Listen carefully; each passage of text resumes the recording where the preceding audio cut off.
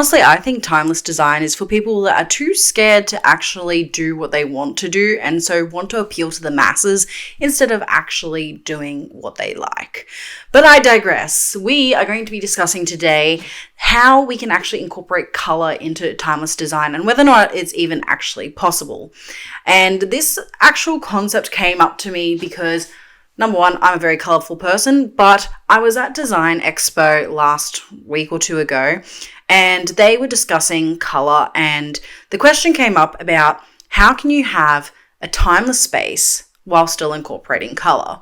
And I think this is a really fair question to ask because if you look at all the videos on YouTube, a lot of what we're talking about with timeless design, the color palette is neutral.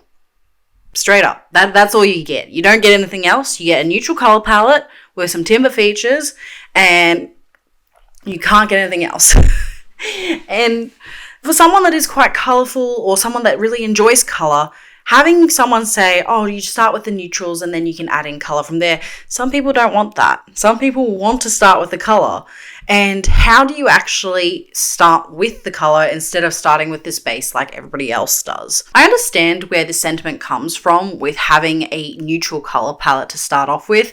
It's obviously going to be the most versatile and it's easier to change out smaller items with color than a larger item than, let's say, a sofa. But I suppose the real question is what is timeless design and why is everyone so concerned about having this timeless aesthetic? Timeless design is incorporating very classic and simple shapes and colors and appealing to the masses. A really good example of this outside of the interior design space is a capsule wardrobe.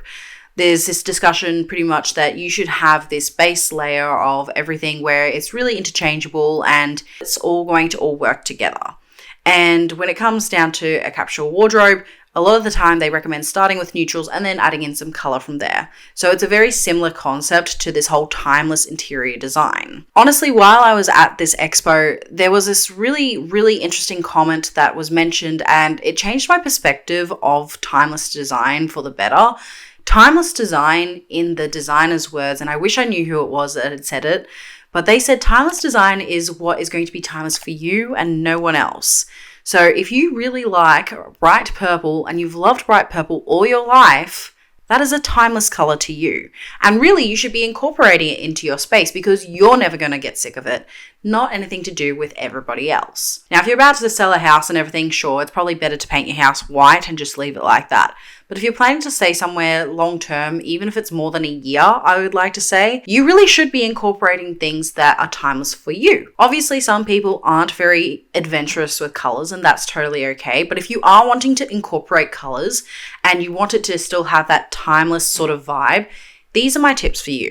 The first one being that if you are wanting to incorporate color, look to nature. Have you ever gone to the beach or even gone into a forest and been like, oh, I don't know about that color over there. That's a bit out of date. You don't do that. You go, wow, that's a really nice tree. And that is all it is.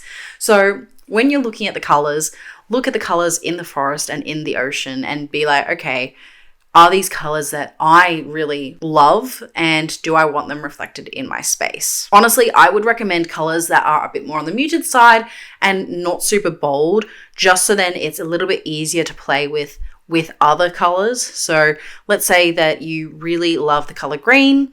I would recommend you go with almost like a sage sort of green or a neutral that kind of has that greenish undertone. So then you can build with more greens in the space with the decor, or you could go in a different direction and you could go ahead and play with some purples instead. If we were looking at the color blue and you wanted a bit more of a coastal sort of aesthetic, you'd play with some rattans and really warm yellows, but then maybe your sofa could be a really soft muted blue and that would be your base color for the rest of the space. It still provides that timeless aesthetic, especially when you're working with those very simple forms. When I say simple forms, I mean pieces of furniture that aren't really going to go out of fashion. So something like the cloud sofa is probably a really bad example because it's already a bit out of fashion and it's not easy to maintain. That is not a timeless piece. But if you look at a piece of furniture and you go, wow, that one's been around for a while. I love the shape and I love the way that I can sit on it.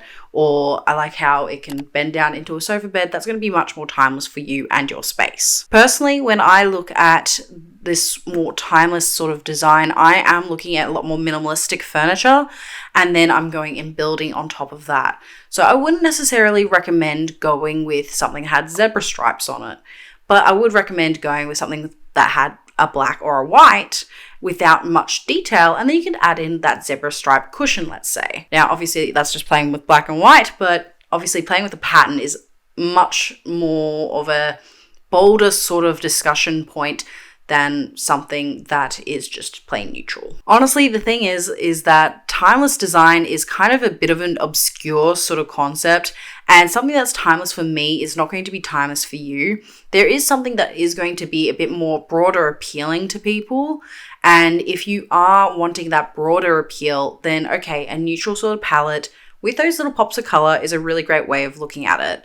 And if you're struggling to figure out how to do that, I'd recommend looking at homes that have been staged, because that is pretty much the concept that they work off of. I did a little bit of house staging for a very short period of time, and the main goal with the space was to have that consistent color throughout the space, but it was only little pops of it. So we would have all this really neutral furniture, and then you'd have your pops of blue or pink, let's say.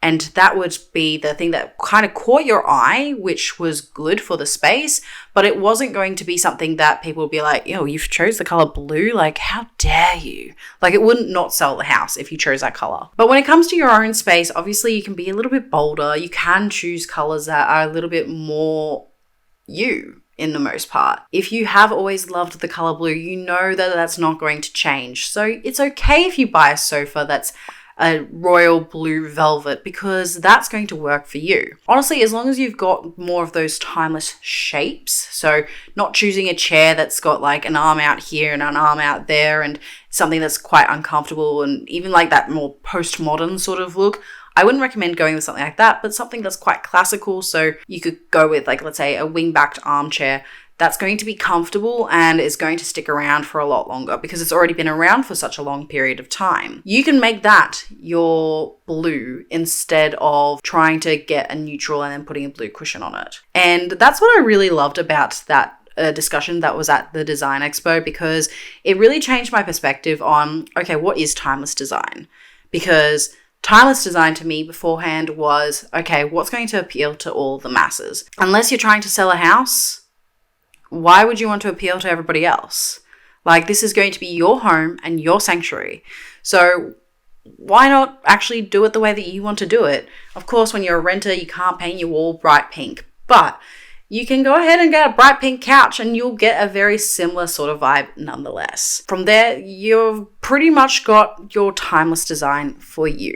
So I hope this has been really helpful for you. If you did find any value in it, make sure you go ahead, like and subscribe, and I will see you in the next one.